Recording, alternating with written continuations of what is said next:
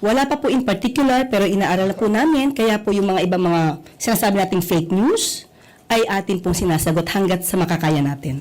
So hindi naman din po kayo kabilang doon sa mga masasabing nagpapakalat din ng fake news since wala naman po palang mga verified batayan yung Uy, napaka-harsh mo naman Ibang usapin po yun. Dahil kung meron ng control army, pero ang advokasya nila ay magpalabas at mag-share ng tamang balita. Oh. Hindi po yun pipigilan. Ang pipigilan lang po natin. Okay, yung mga troll. Kumusta ko kayo dyan mga kababayan? Welcome back sa PH Update. Muli ho tayong nagbabalik sa panibagong reaction video.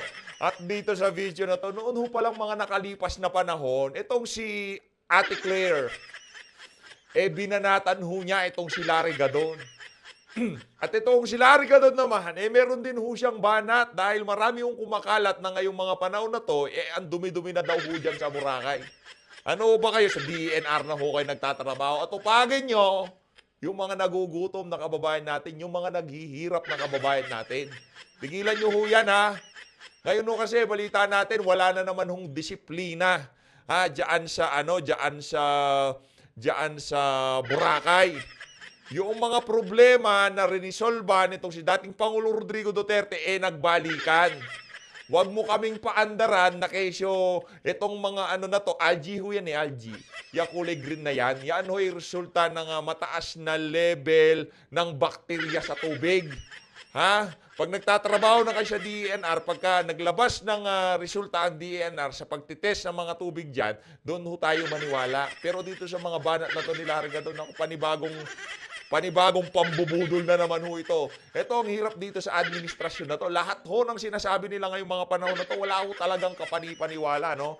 At dito rin ho sa video na to, pag-uusapan din ho natin itong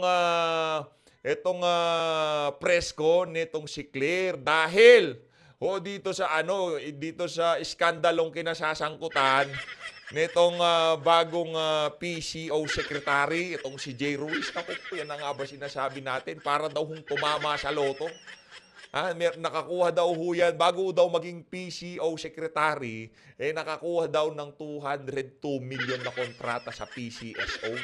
Kung di tayo nagkakamali, mamaya babaran ho natin yung mga issue na kalma lang. Aabot ho tayo dyan. Pero bago ang lahat ng yan, isang like at isang subscribe. Masaya na ho tayo dyan. At sa mga gusto sumali sa ating community, yung join button, nandyan lang ho sa baba. Para sa mga magtatanong, ito, isa rin ho ito. Hindi ho tayo nabigyan ng maraming ganito. Kaya hindi ho natin pwedeng ipamigay. Pero ito ho, sa mga hindi pa nakasubscribe at gustong magkaroon, ang ganda ng quality nitong cup nitong itong binigay sa atin nito si Atty. Vic Rodriguez. Napakaganda ho ng quality. Kaya para dun sa mga mabibigyan nito, panigurado kahit tapos na election, pwede nyo pa hong isuot ito. Maganda quality. Ayos, quality ho siya, quality. Napakaganda. Kaya kung di pa ako nakasubscribe para mapasama ho kayo sa mga pagpipilian nating mabibiguan. Huwag nyo hong kalimutan, number 56 sa balota, Senator Vic Rodriguez. At lahat ng kandidato natin, wala pa ho yung mga t-shirt natin, hinihintay pa ho natin. Pagka dumating na yon, pagsasalit-salitan ho natin yung kada video. Ayun na nga, rekta ho tayo dito kay Ate Claire. Ito si Ate Claire. Kay Ate Claire ho tayo. Matindi ho ito Binabanatan ho niya noon itong si Larry Gadon. Ito. Ay, alam ko na, partner. Narealize ko, Mark, sandali Kaya, feeling ko lang, baka kaya niyang pinili niya? Kasi di ba, pag pinili niya yan, for 5 years siya nandiyan, makakalibot siya sa mga nasa laylayan ng lipunan ng libre kasi gamit ang gobyerno, pondo ng gobyerno. So, di magagamit niyang stepping stone. Nako, yan ang nga ba sinasabi natin, hindi ho na background check itong si Claire Castro. Binabanatan ho pala niya, itong si Larry Gadon. Mantakin mo yan, Claire Castro. Isa yan sa mga maiingay na tuta ng administrasyon, kaya hindi mo basta-basta pwedeng banatan niya si Larry Gadon. Pagka nakita to ni Larry Gadon, humanda-handa ka. Claire, humanda-handa ka. Tuloy natin. Sa pag-campaign sa susunod na eleksyon. Naku naman. Talagang medyo dramatic pa ang datingan. Ibang klase ho talaga tong Ali na to. Pero sa bagay, no, yan hong naging ano niya, kumbaga, naging trademark niya sa pagbablog niya, no, yung alanganing bumibira siya doon. O siguro naiinggit ho siya. Inggitera ka pala eh. Okay na yan. Undersecretary ka na sa PCO, pwede na yan. Kaya malamang sa malamang, di mo nababanatan yan si Gadon. Ayos, di ba? Ito talaga si Claire Castro. Oo. Kasi O sa mga hindi nakakaalam, nakuhanan ho yung video na yan noong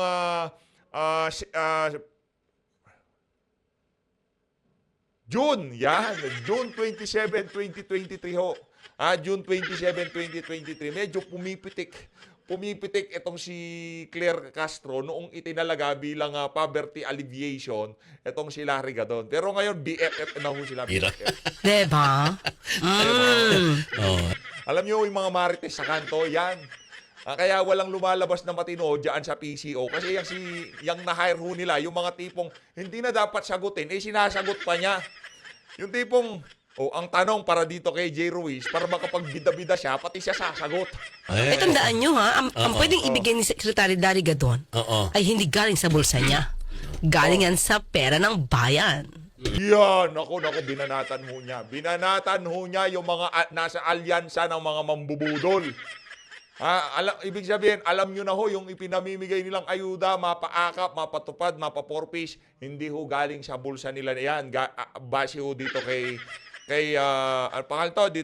Claire Castro. Galing ho yan sa bulsa ng sambayanan. Chairman George Garcia.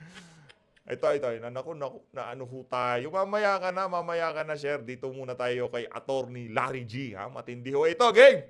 Larry G. Nasa buro kayo. Grabe naman yan. Ibang klase talaga tong partida. Kaliwat kanan yung mga naghihirap ng gugutom, no? Ang ginagawa nito si Larry Gadon, pa-bits lang siya sa Boracay, no? Ibang klase. Sa pamaganda dito sa Boracay, yung buhangin, akala mo talcum powder. No? Naku po, baka singgutin mo yan, ha? Hindi sinisinggut yan. Anong talcum powder? Di ko alam yan.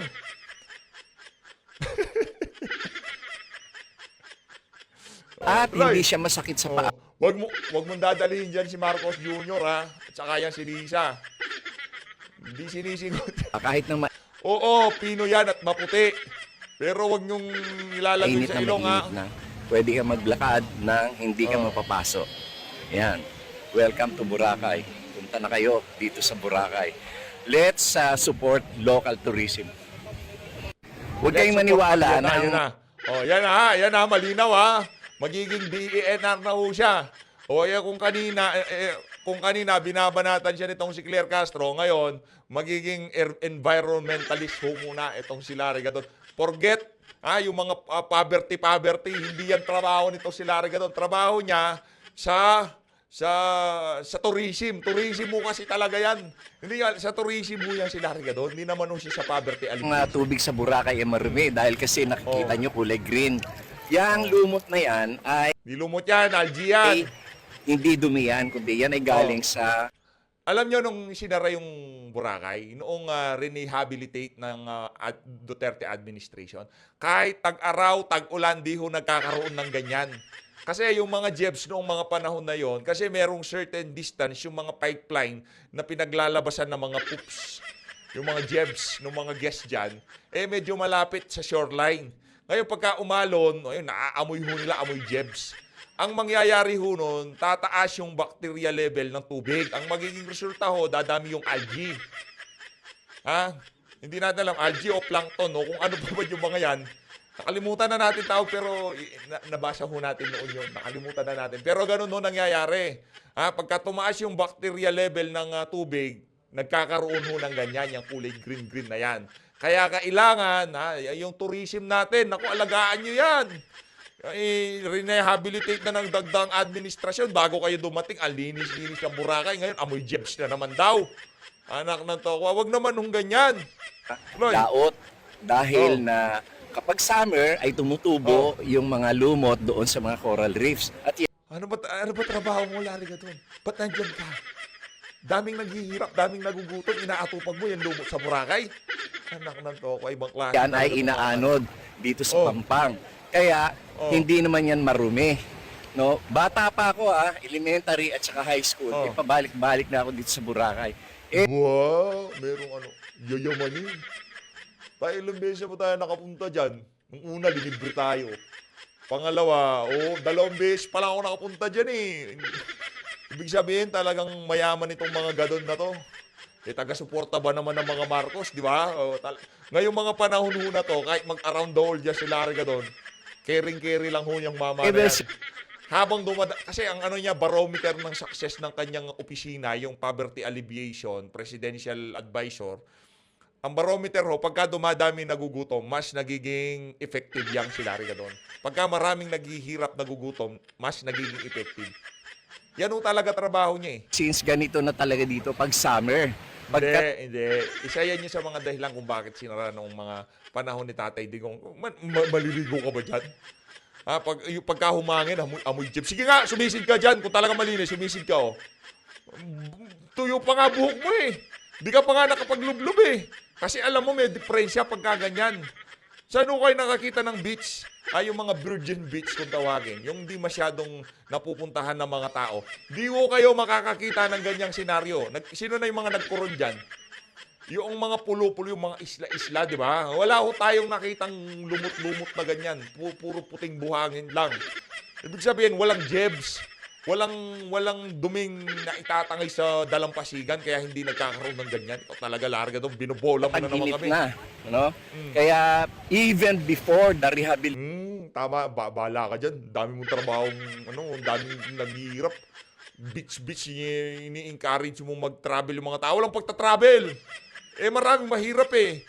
Gawin mo yung trabaho mo, dapat maisalba mo sa kahirapan ng ating mga kababayan, mabigyan ng kapakipakinabang, magandang dekalidad na trabaho para makapag-travel sila. Bago travel, kita mo na.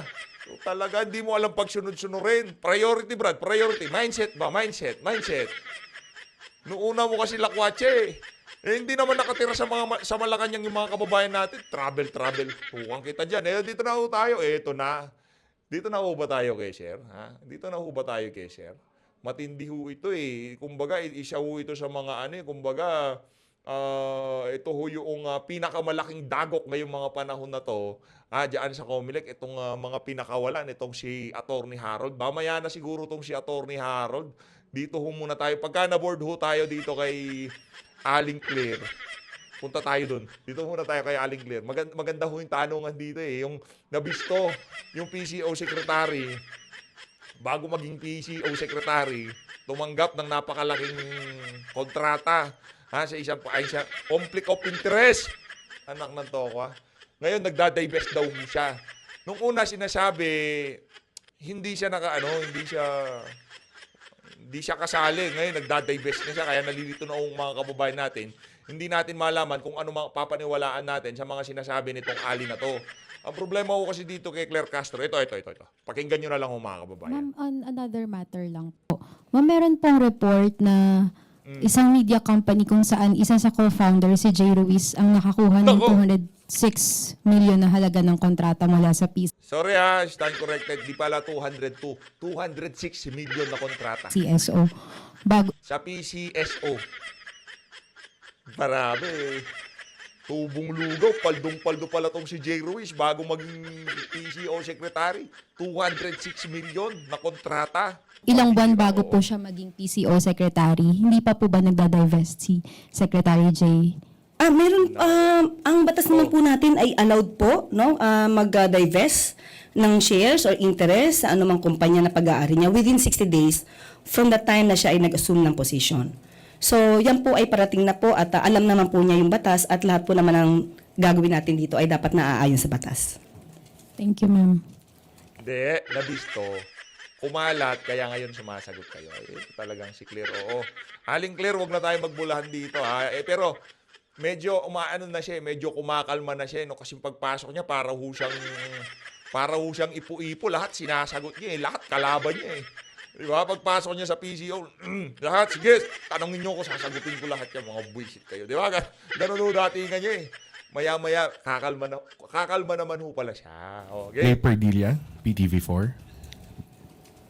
Good morning po, Yusek, Senate President Cheese Escudero refused to comment on your opinion how to fast-track Vice President Sara Duterte's impeachment trial. Ang sabi niya po, patawarin na lang natin siya baka bago pa excited pa. Okay. Your reaction po. Yes, Yung problema dyan. Kumbaga yung patawarin na lang natin siya, di niya alam ang kanyang mga sinasabi. Daldal mo kasi. Yung tipong narinig ngayon, hindi pa ho tapos yung tanong, yung tipong kakatapos. Okay. Sasagutin ko yung Cheese. Undersecretary ako, kahit Senate President niya, makikipagbalagbagan ako. opo, masayang-masaya pa po ako na nadinig natin dyan kahit hindi pa po tayo nagkakasala. At hindi ko pa po alam kung ano yung nagawa nating mali. Patatawarin niya na tayo. Maganda pong gesture po yan. Hindi, papatawarin ka nila kasi yung ibang mga pinagsasabi mo dyan sa PCO, wala na sa linya. Yung tipong, pati yung pagpapast track ng impeachment, na kung saan dapat sana, hindi ka na magkomento. Kasi ganito kasi dyan nasa Senado na yan, merong nakahaing petition ng Supreme Court, hintayin na lang natin. Anong tawag dyan? Separation of power. Yung co-equal branch. Nasa executive ka. So, pinako-comment ka sa legislative at yung may petition sa judiciary, huwag ka makialam. Didistansya ka, iwas pusoy. Ang tawag doon, iwas pusoy. Diba? Patitida, di tayo PCO, ha? Pero alam ko trabaho mo. Pero di ako papasok dyan. Kasi may PH update ako. Konti na lang, mag-1 million na ako. Papasok pa ako dyan. Palibasa, walang nanonood dun sa vlog mo, Yabong ni PH, no? Sa akin naman walang nanonood. Saktuhan lang. Kayo naman, saktuhan lang. Di naman, mga kababayan kasi natin dito, talagang, kumbaga, solid. Solid yung community natin dito sa PH Update. Sobrang solido. Maraming salamat, Palakpakan natin yung mga sumusuporta sa atin na talaga na mga ibang klase o kumakasuporta sa PH Update. Palakpakan natin. Yan. At kung sinabi po niya excited po ako, aminado po ako. Excited Tatak mo, ako. sabihin mo. Excited ako every second of my life. Hindi lamang ngayon, sa araw-araw ay dapat Kung asawa ko to, ba't napakabungangera mong babae ka? Kanino ka ba? Ang ingay siguro sa bahay nitong si Claire Castro, no? Yung mga ganyang style, yung tipong hindi wala silang pinapalampas. Pati yung tipong dapat di na nila sinasagot, dapat sabihin na lang, salamat, thank you, Senate President. No comment na po ako dyan. Maraming salamat. Sasagutin pa talaga niya. Excited po ako kasi maging excited. Lahat po tayo, lalong-lalo na po yung mga taga-gobyerno dahil meron po tayong task o obligasyon na alam mo sinong excited? Everyday, dati inaabangan namin yung Malacanang press briefing. Ay, hindi. Dati hindi namin inaabangan yung Malacanang press briefing. Pero nung pumasok kayo bilang undersecretary, naku, ang daming naaaliw sa inyo. Ate Claire, ang daming naaaliw sa inyo. dapat gawin para sa taong bayan at para sa bansa. Hindi ko po ikakaila na halos araw-araw ng buhay ko, hindi lamang po ngayon, excited po ako. Thank you, Yusek Claire. Tuesday New.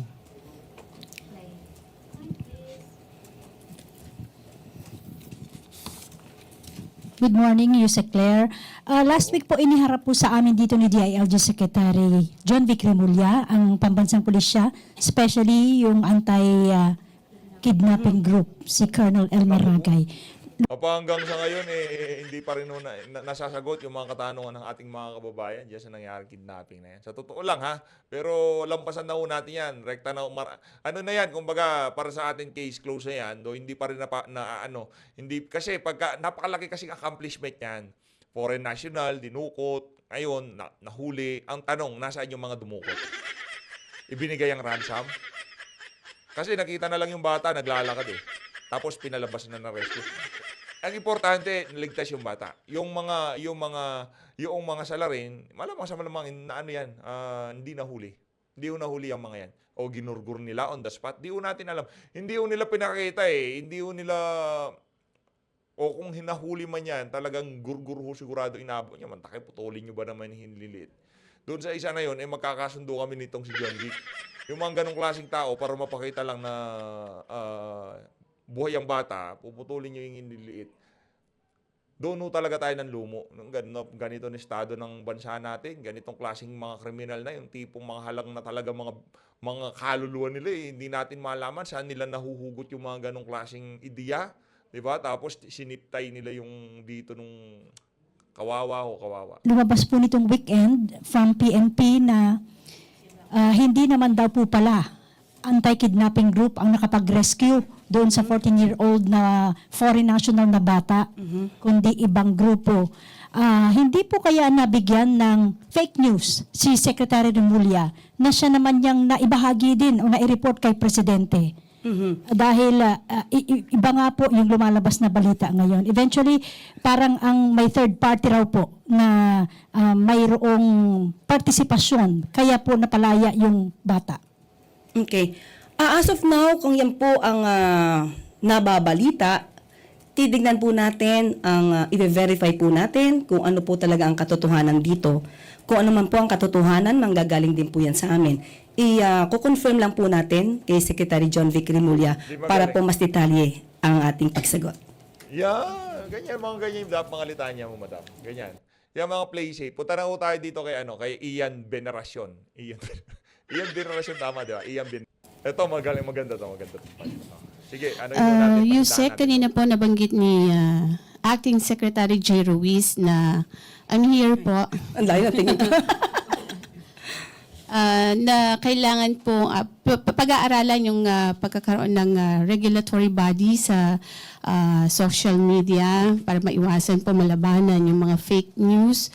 Can you elaborate po regarding dun sa kanyang binanggit na medyo hindi po kasi masyadong kompleto kung paano po ang gagawin natin? Actually po, dapat makipag-ugnayan din po tayo, makipagtulungan po tayo sa mga mambabatas po natin, sa Kongreso. Kasi sila din naman po yung gagawa ng batas dito. Yung pong sinasabi natin na magkaroon ng regulatory body, sa palagay po namin ay napapanahon dahil tayo po sa mainstream media, tayo po ay sakop at nare-regulate po ng MTRCB. Kasi may prangkisa. May prangkisa kayo. Ginagamit nyo yung frequency sa hangin na pagmamay-ari ng Estado. Pero ang internet, di pagmamay-ari ng Estado. Yan ho, ang tandaan nyo. Kahit tanggalin nyo na ang Converge, meron pa rin connection, meron pa rin, makakakonekta pa rin pagka gugustuhin ng ordinaryong Pilipino sa internet. Hindi nyo pagmamay-ari ng internet. Hindi pagmamay-ari ng Estado. Kaya hindi nyo pwedeng i-regulate. Talaga, itong bansa na to, hindi natin alam kung saan napapunta no? Kung tayo po ay miyembro ng KDP, meron pa rin po tayo. Pagka yung ibang mga bansa inangkin na nila yung internet at naglabas na rin sila ng mga prangkisa nila, siningil na yung mga social media platform na kailangan nilang mag-undergo sa isang hearing, yung kagaya sa yung franchise hearing. Pagka ganun na, yun, kailangan i-regulate. Pero ngayon hindi social media nga Ito talagang Tayong KDP. So sa tingin po natin, sa ating palagay, ang ano ho dito, natatalo ho kasi sila sa argumento. Natatalo ho sila pagdating sa paglalabas ng impormasyon, mas pinapaniwalaan ho yung mga vlogger, yung mga political vlogger, mas pinapaniwalaan ho kaysa sa mga ilinalabas at sinasabi ng mga individual na nagsasalita in behalf ng pamahalaan, kagaya nitong si Claire Castro, yang sila Ortega, 'di ba? Maya meron silang press briefing. Ang issue, meron silang press briefing, pero hindi ho sila pinaniniwalaan, hindi ho pinapakinggan ang sinasabi nila ng mga ordinaryong Pilipino. Kaya ngayon gusto ho nilang puwersahin, ibu-brute force ho nila na yung naratibo na lalabas sa social media dapat yung kanila lang. Hindi pwedeng magbigay ng mga matatalim na pananaliksik o pagkokomento ang mga ordinaryong Pilipino sa mga kaganapan sa ating bansa. Yun lang ho naman talaga yun. Kahit na ano pang paikot-ikotin nitong si Claire Castro na kesyo, tawag dito, yung ganito, nare-regulate, yung ganyan, nare-regulate. Kaya dapat ma-regulate din kayo. Loko-loko! ang pagkaroon ng regulatory body, separate na regulatory body for the social media, ay napapanahon din po para po maiwasan yung mga pang-aabuso. Hindi po natin pipigilan yung mga opinyon na naaayon naman po sa batas, kumbaga opinyon na lihitimo. Kung ito man ay kritisismo, yan po ay dapat lang na irespeto. Pero iba po kasi yung sinasabi natin na paninira ng walang basihan at kung ginagamit man po itong mga troll army sa paninira, ibang usapin po yun. Dahil kung Ayan ka na naman sa troll army. Mamaya niyan, lalatagan kita, di ka na naman makaporma. Mamaya niyan, pagka chinek ko yung mga nasa FB page nito si Marcos Jr., pero puro troll yung mga nandun.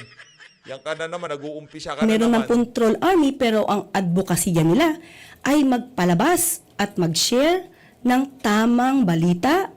Nako. Hindi po yun pipigilan. Ang pipigilan lang po natin Okay! Anak ng toka, pambira talaga utak nito. ay maabuso. Dahil po, kapag po naabuso ito, Ulitin natin. Medyo juicy yung isa na yun ha. Game, ulitin natin. Game. O, pakinggan nyo. at mag-share ng tamang balita, Okay. irespeto. Pero iba po kasi yung sinasabi natin na paninira ng walang basihan at kung ginagamit man po itong mga troll army sa paninira, ibang usapin po yun. Dahil kung meron man po troll army pero ang advokasya nila ay magpalabas at mag-share ng tamang balita, Oh. hindi po yun pipigilan. Ang pipigilan lang po natin Okay, yung mga troll na tumutulong para maglabas ng tamang balita, hindi pipigilan. Ang tanong, sino ang magdedetermina kung yung mga pagtulong nitong mga troll army na to, tama o maling balita? Doon ho tayo nagkakaproblema. Hindi ho kasi pwede manggaling sa estado silang magsasabi na itong balita na to tama at itong balita na to hindi. Hindi ho para sa estado sabihin niya yung mga ganong klase. Hayaan nyo ho, hindi ho mga mangmang ang mga Pilipino. Latagan ho natin sila ng mga argumento at maglabas kayo ng mga kontra-argumento. Maglabas kayo ng argumento kagaya ng sinasabi mo na to at maglalabas din kami ng aming mga kontra-argumento. At hintayin natin mag-desisyon ng sambayanan kung sino ang mas papaniwalaan nila. No, hindi pwede yung pagka-troll na nagpapakalat ng kesyo ganito. Okay. Basta pagka-troll farm, period, mali, period. Mapatama, mapamali, basta automatic troll farm. Tapos ang usapan, pigilan yan. Buisit na to. Troll farm, simple lang. Troll farm, tapusin, pigilan. Ganun lang kasimple. Walang exemption. Kasi pagka binigyan mo na ng exemption, automatic, may propaganda nang nangyayari. Pagka sinabi mo, itong particular na troll farm na to, tumutulong para sa pagpapakalat ng tamang balita, sino nagdetermina na tama yung balitang pinapakalat nitong mga troll na to? Sinong nagbabayad? At ang tanong, kung sino ang magbebenepisyo doon sa mga ginagawa nitong mga troll farm na to? Kung hindi yan tatrabahuin ng Estado, ibig sabihin, Estado nakikinabang? Estado din ho ba nagbabayad dito sa mga troll army na to? Problemado ho yung argumento nyo na yan. Yan na nga ba sinasabi natin pagka nasosobrahan sa talino no? natin ay maabuso dahil po kapag po naabuso ito, meron po itong effect sa taong maaaring siraan, maaari ang mga organisasyon, ahensya na maaaring siraan o walang basihan. Malaki pong impact ito, lalo na kung paniniwalaan ng mga tao. So mas maganda po talaga na magkaroon. Yun lang po ang aming suggestion. Matuloy po sana at magkaroon talaga ng regulatory body. Para din po malaman natin ang bawat isa, kung content creator ito, vlogger, blogger, malaman din po natin yung identity at hindi sila nagtatago sa mga dummy accounts. Ganun po. Sa tingin niyo po yung ginagawang hearing ngayon ng Quadcom ba yun or Tri-Committee sa Kamara, tamang-tama para maipurso po itong pagkakaroon ng regulatory body kung sabi niyo nga kailangan dumaan sa paggawa ng batas? Opo, napapanahon po ito dahil hindi na po biro yung mga ginagawa po ng mga troll armies. Sabi nga po natin, kapag ka po kasi binabayaran lang ang mga tao para magsalita ng paninira ng walang basihan, hindi po yun. Dito, wala pa ako sinisiraan dito. Wala pa akong binabanatan dito, ha. Kumbaga, sinasagot lang ho natin yung mga sinasabi nitong si Claire Castro base sa POV ng isang ordinaryong tao sa social media, ordinaryong Pilipino na nakababad sa social media. Yun lang ho ang atin dito. Kumbaga, tinitimbang lang ho natin ang sinasabi nitong ali na to. Sa tingin ho natin, palsipikado, no? Meron ng problema itong ali na to. Kulang ka ba sa aruga, madam? Hindi ka ba minahal ng nanay mo nung ano ka,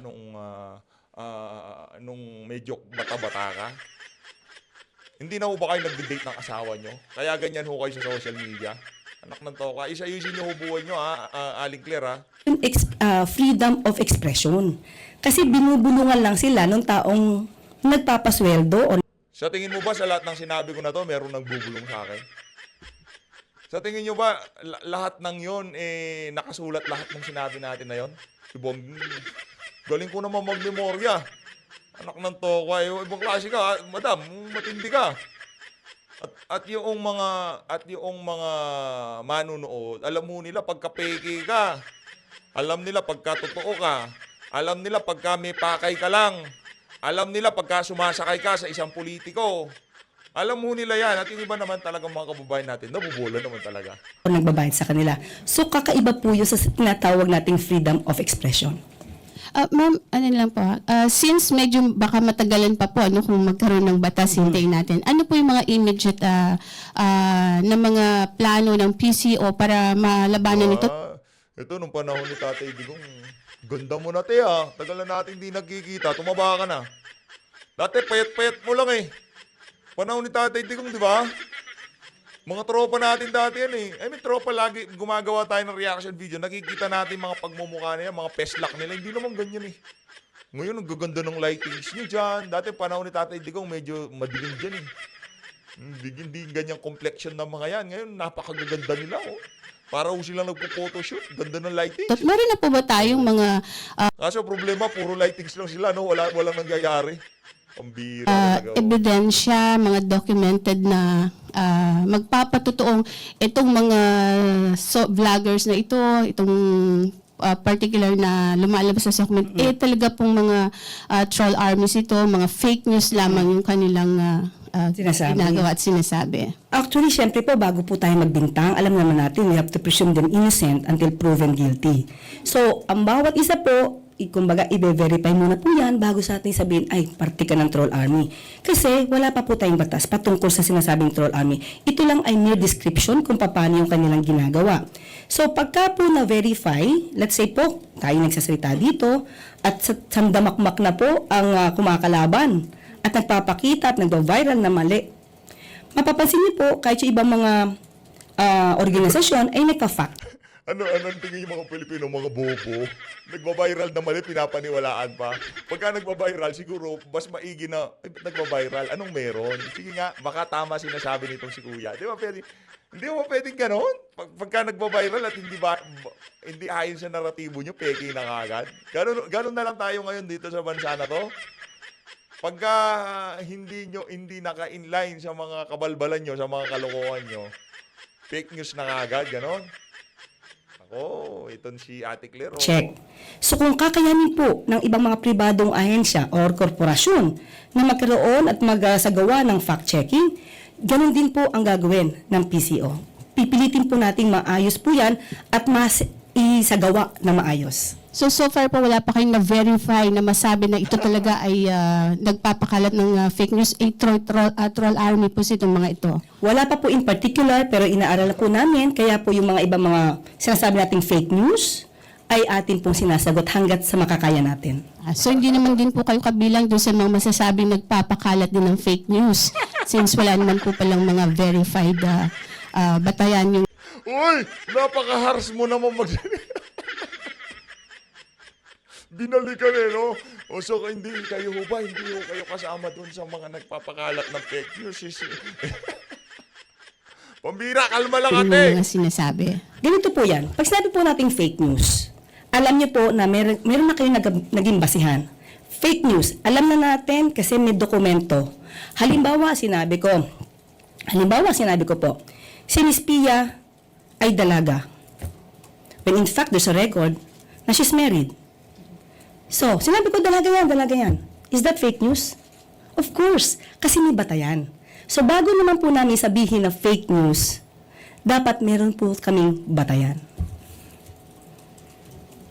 Thank you po. Thank you. Evelyn Quiroz, Filipino Mirror. Hindi, tama na. Ano na tayo. Lipat na tayo. Masyado na natin nababaran tong parte na to.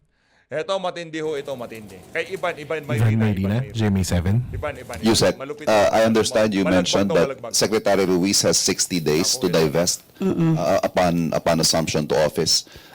Clarify ko lang, has he already divested or is he still in the process of divesting? Sa pagkakaalam ko, Di ba yung tanong? ay Di ba yung tanong, pwede mo sabihin na, teka lang ha, i-clarify natin na maayos, di ko kasi alam eh. Tatanungin natin itong si Secretary Ruiz, okay? Para sigurado tayo. O much better siya na tanongin nyo. Diba? Ganun lang naman no eh. Kaso, bida-bida ka yung tipong lahat sasagutin ko, lahat kaya ko, sasabihin ko lahat yan. Bato nyo sa akin tanong, babanatan ko yung mga yan. Diba? Yan ang problema dito kay Claire Castro. Hindi lahat ng bagay pinapatulan. Tumanda na kayo't lahat-lahat, hindi nyo pa rin nakuha yung konsepto na huwag iuna ang init ng ulo. Pagka mainit ang ulo, manahimik na lang kayo. Tanda na ho. Kumbaga, para saan pa... Diba? Ganyan yung dating niya, yung tipong sa sobrang init ng yung tipong damdamin niya sa trabaho niya, lahat na lang sinasagot niya. Kalma lang, relax. Inhale, exhale muna. Pagka tipong yung tanong hindi naman mapapahamak si Marcos Jr., sa bagay, tagilido siya dito kasi pagka-appoint, laki pala ng kontratang nakuha nitong si Jay Ruiz. No? Matindi ho. Kaya dahil boss nitong si Claire Castro, kailangan niya sumagot ng ura-urada. in the process na po kasi piniprepare niya po yung kanyang mga papers regarding And does the Secretary have a statement on, of course, allegations? No, not allegations, but those who are pointing out that there is clear conflict of interest in this situation. Yes, kung meron pong conflict of interest na ngayon na siya ay na-appoint as secretary ng PCO, talagang dapat matanggal po yung conflict of interest kaya kailangan niya pong mag-divest. Kung naman po ang mga naging negosyo niya ay hindi pa po siya na-appoint secretary ng PCO, so wala naman po tayo nakikitang mali doon dahil kailangan din naman po niyang kumita. So, ngayon po na kami po ay na-appoint, kailangan po talaga mag-divest kung ang interest po ay may conflict.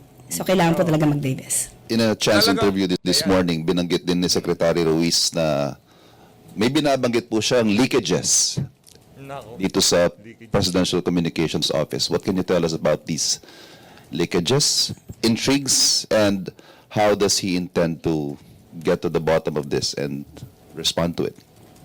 Okay, hindi ko po yata nadinig. Saan niyo po sinabi yun? Kanina po. Sa inyo? Okay. Hindi na ho natin siguro mapapanood yung kay Attorney Harold, no? Siguro lilinya na lang ho natin mamaya yun sa susunod na video. Gusto ko hong panoorin yung kay Attorney kasi matindi na naman ho yung mga papakawalan niya dun eh. Meron na naman ho siyang hamon dito kay George Garcia eh, no? At meron pa kung saan tayong isusunod. Konektado ho doon yung pagsasalita nitong si Attorney Vic Rodriguez. Ito, kaya sinuto natin to kasi siya papakinggan natin. Pero okay lang, sa susunod na video. Siguro po siya na po yung mas maganda sumagot niyan. Hindi ko po Yan, nadinig at oo. hindi ko po alam. Dapat ganyan. Aling Claire, dapat ganyan. Hindi lahat pinapatulan. Merong oras na dapat manahimik ka na lang. O, nyo na. O, next time, huwag kayong bira ng bira. Pati yung Senate President, hindi mabuhisit sa kadaldalan. Kung ano yung ibig niya sabihin.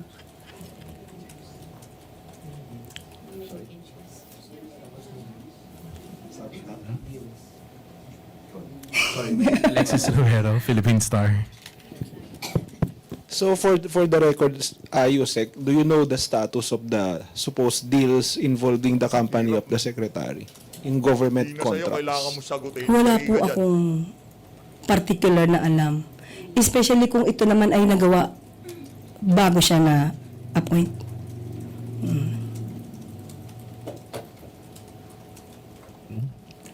Eden Santos, Net25.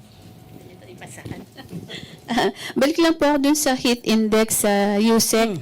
Kasi po alam naman natin na sa nakalipas na mga taon, Ayun na nga ho mga kababayan, heat index na ho pinag-uusapan nila. No? Basta ano lang ho yan, pagka na-feel nyo na parang sobrang tirik ng araw, nahihilo kayo, inom ho ng tubig, sumilong sa mga pasok sa SM, pasok sa 7-Eleven, yung mga may aircon, pasok kagad.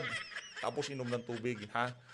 Payong, basta wag mo na masyadong maglalabas, lalo na pagkatirik ang araw, delikado ho ngayon. So always, maraming salamat po sa pagsuporta ng PH Update. Sa mga gusto ho nito, sa mga susunod na video, i-anunsyo na ho natin kung sino yung mga mabibigyan natin. Ito, ayan ho mga kababayan, ho, ito, naku po, kaganda. Sigurado, maganda ho talaga. Pipili ho tayo sa mga natin, subscriber natin. Maraming salamat ho, mag-ingat ho kayong lahat. Mahalin natin ng Pilipinas. Maraming salamat sa pagsuporta sa PH Update.